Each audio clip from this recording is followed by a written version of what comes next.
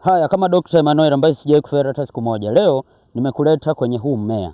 Nishafundishaga kuwa ukiwa nao ndani, kama una mchawi ambaye anakusumbua, hii ukishaweka ndani unamchanganya.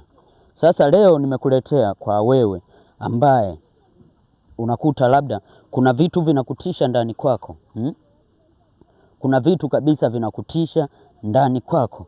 Utakachokifanya kwa mmea huu hapa, kwa mmea huu hapa kama unavyouona, unauona kuanzia maua, majani yake kama unavyoiona. Iangalie kwa makini. Hebu sogeza kamera, uangalie kwa makini sana vizuri.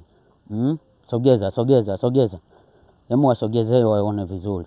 Huwa nawafundisha kila siku na huwa sijawahi kufeli hata siku moja. Utakachokifanya wewe, ng'oa mzizi wake uanike vizuri. Na hili tunda lake kama unavyoliona, hili hapa kama unavyoliona tunda lake, liangalie hili hapa tunda lake.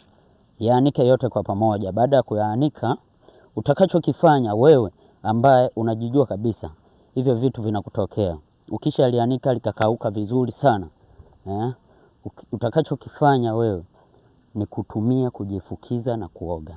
Itakusaidia sana sana. Hebu waletee kamera waone. Waletee kamera. Umeona? Tupo huku kwa ajili ya kuwafundisha na kuwaelimisha. Hebu onesha huku kote, onesha. Zungusha kamera.